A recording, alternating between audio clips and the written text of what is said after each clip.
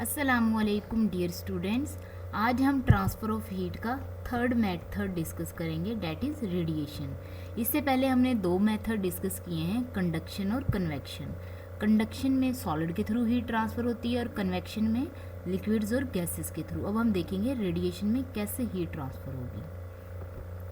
इसके लिए हमारे पास ये ग्रिल एलिमेंट है जिससे हीट निकलेगी और इसके नीचे फूड है। इस फूड ने इस हीट से कुक होना है, तो हीट ऊपर से नीचे की तरफ आती है फूड को कुक करने के लिए। तो अब हमने आइडेंटिफाई करना है कि ये कौन सा मेथड है जिसके थ्रू हीट नीचे ट्रांसफ़र हो रही है।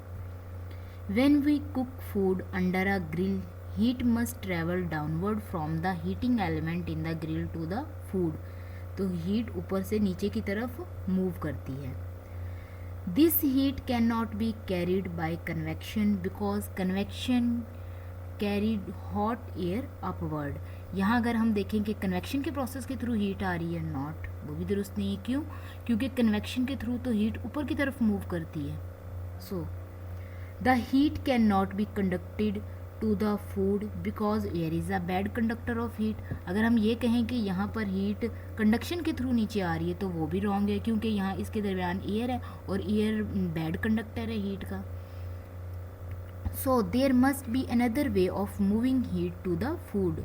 इसलिए यहाँ पर कोई और तरीका है जिसके थ्रू हीट नीचे फूड की तरफ मूव कर रही है। This is the radiation. और वो प्रोसेस कौन सा है? Radiation. The heat travels as tiny electromagnetic waves called infrared waves. Heat छोटे छोटे इलेक्ट्रोमैग्नेटिक वेव्स के थ्रू मूव करती है जिन्हें इंफ्रारेड वेव्स कहते हैं। The hotter an object is more infrared radiation it emit. कोई भी चीज़ जितनी ज़्यादा हॉट होगी उसमें से रेडिएशन उतनी ही ज़्यादा इमिट होंगी। इमिट का मतलब होता है खारिज होना, रिलीज होना।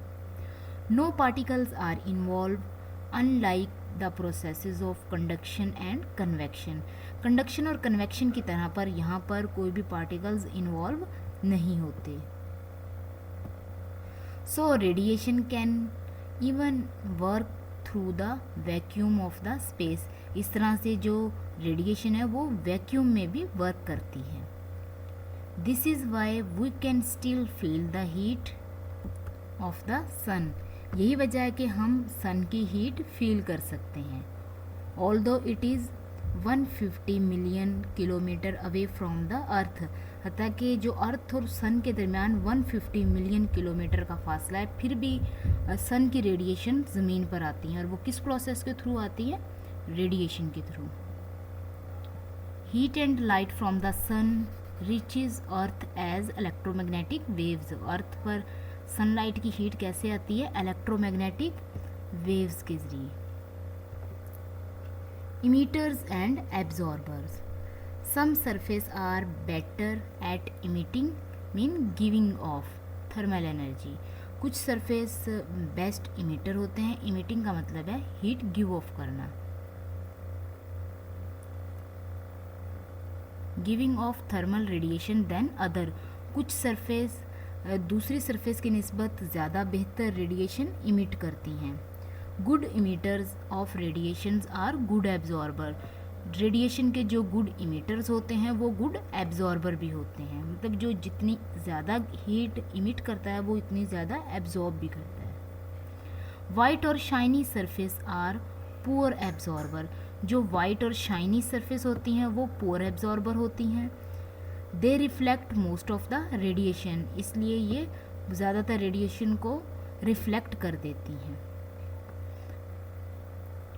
That is why in hot sunny countries houses are often painted white to keep them cool inside. यही वजह है कि जो हॉट एरियाज़ हैं, जो बहुत गर्म इलाके हैं और सनी कंट्रीज़ हैं, उनमें ज़्यादातर घरों को वाइट पेंट किया जाता है ताकि वो अंदर से ठंडे रहें। क्यों? क्योंकि जो वाइट सरफेस है वो पुअर एब्जॉर्बर है। Did you know fire fighters enter smoke filled room by crawling on the floor. अगर किसी घर में आग लग जाती है तो जो आग बुझाने वाले पर्सन है वो क्रॉल करता हुआ फर्श पर उसके अंदर एंटर होता है।